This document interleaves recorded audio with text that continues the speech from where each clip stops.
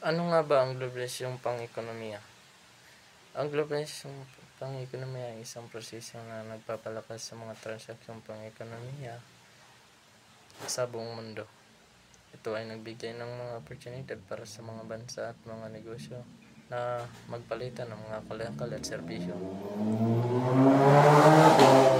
na nagpalakas at paglaki sa ekonomiya.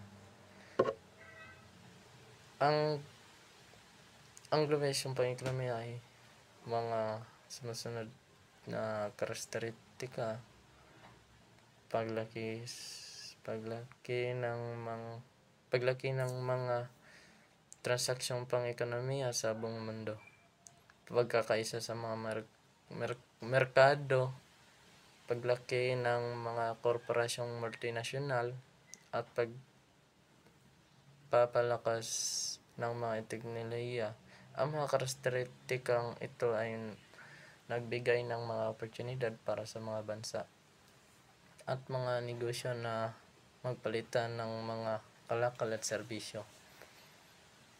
Ang globalisasyong pang-ekonomiya ay mga benepisyo tulad ng paglaki ng ekonomiya, magbigay ng mga oportunidad para sa mga bansa at mga negosyo, at magpapalakas ng mga teknolohiya.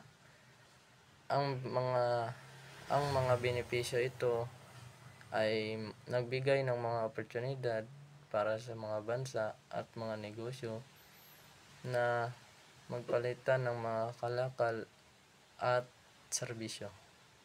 Ngunit ang globalisasyong pang-ekonomiya ay may mga negatibong epekto tulad ng pagkakaroon ng mga pagkakaiba sa pagitan ng mga bansa, pagkakaroon ng mga problema sa kapaligiran, at pagkakaroon ng mga problema sa pagkakapantay-pantay ng mga oportunidad.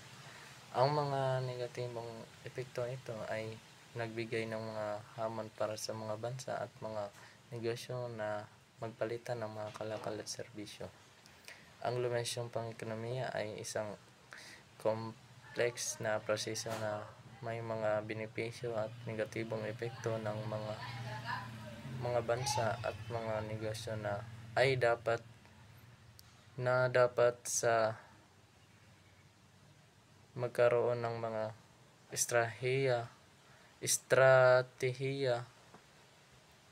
para sa paghaharap sa mga hamon at pagkuha ng mga oportunidad na binibigay ng